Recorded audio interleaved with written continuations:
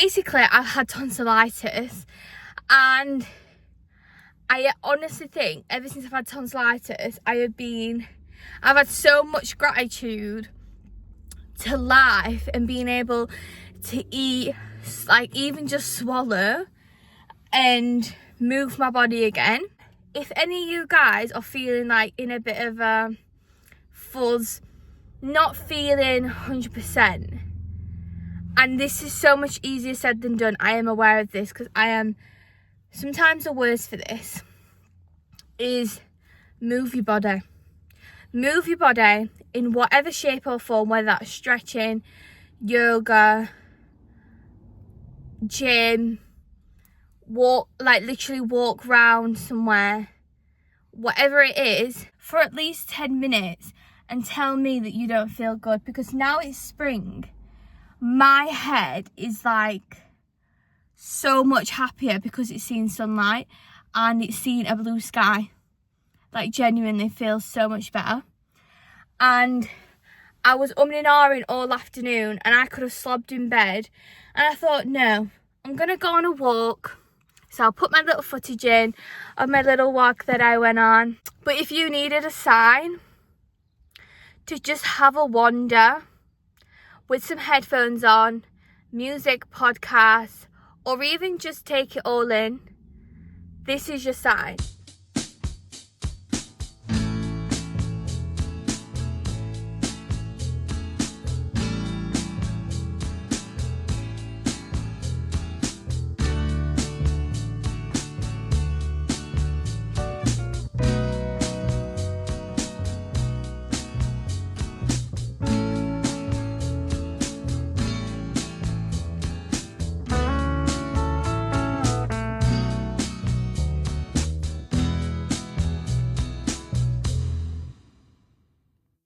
I thought I'd give you a little tour of where I am for my birthday. It's so exciting.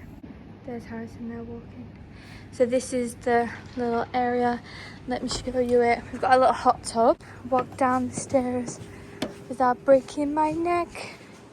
This is our little home for the next few days. So it's my birthday tomorrow, and I think we're gonna go on a walk and little bits and bobs.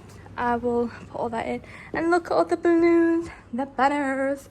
And then we've got this, which is so damn cute. Then got a little mirror. Our stuff's down there at the moment. And then this is a little setup. I think it's just so peaceful to look out. Then you've got a little kitchen here. And then, oh, it's automatic. Then this is the bathroom. I'm very impressed. We got this on Airbnb, and there were so many different ones that were kind of like all the same, but this one, when we saw it, we were just like, this is the one. This is the one.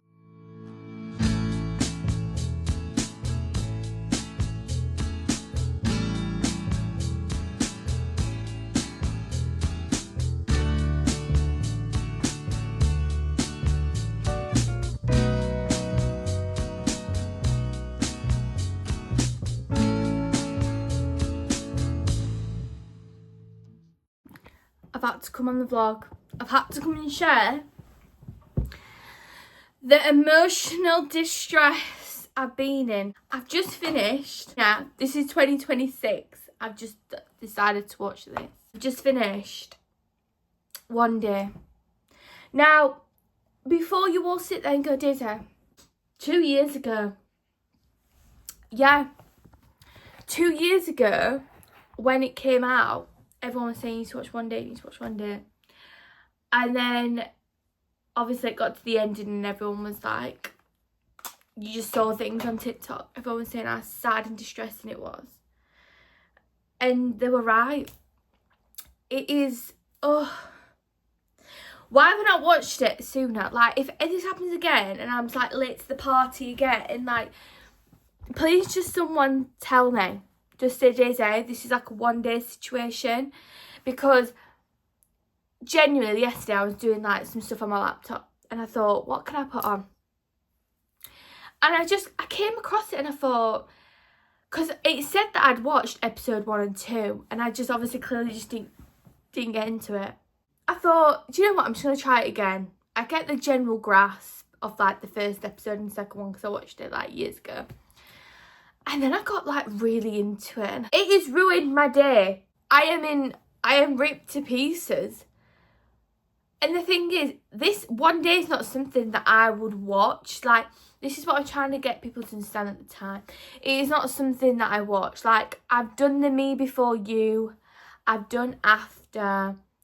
I've done the cult classic sad romance. And you know what? It's not a bit of me. And I remember now why. Because that has genuinely just destroyed my whole view on the world. Like, I'm thinking like really deep into things now that I don't want to.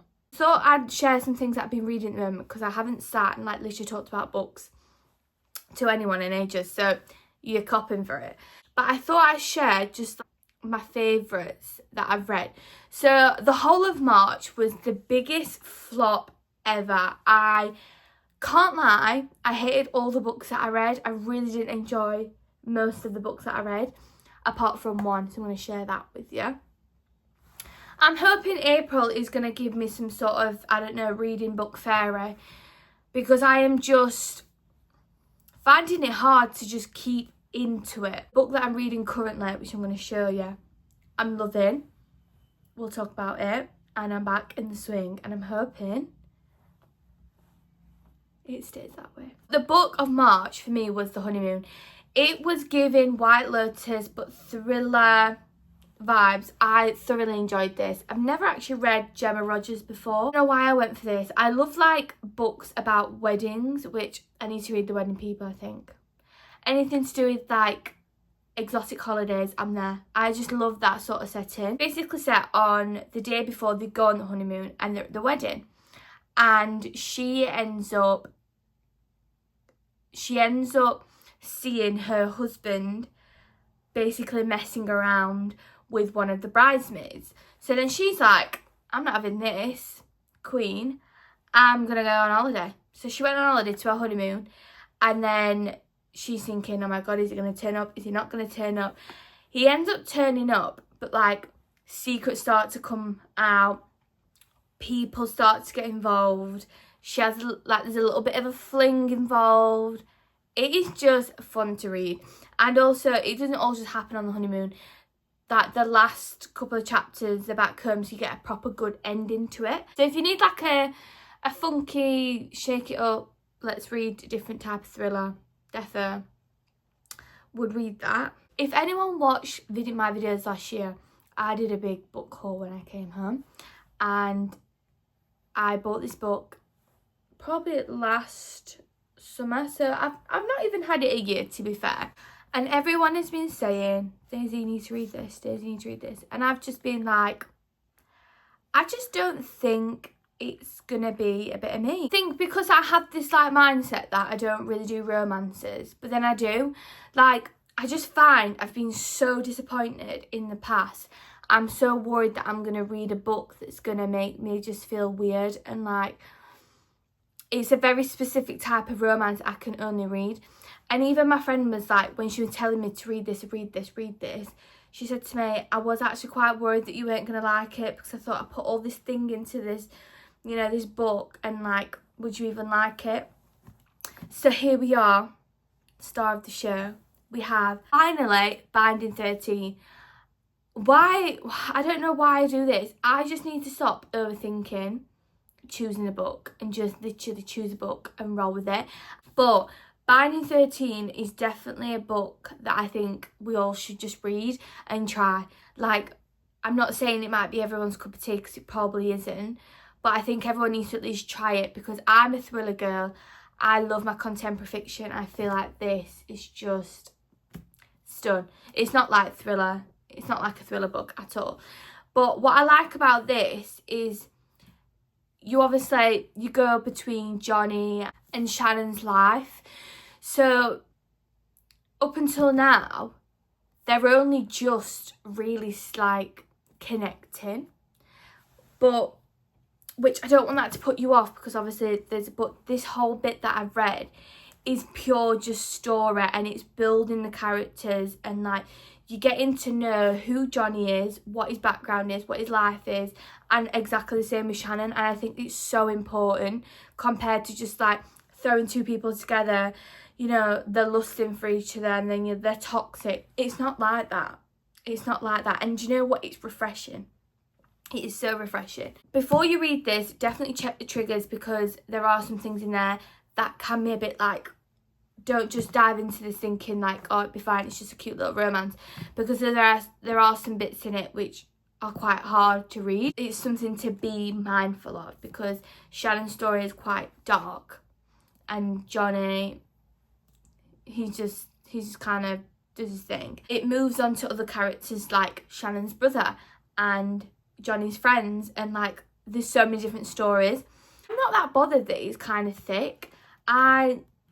Every time I get back into it, I just fall back into it again, and it's not really hard to focus. For me, it's not just about the two main characters, it's everyone in the book that I love. I love all of the friends. I love the little stories about the friends. I love the siblings.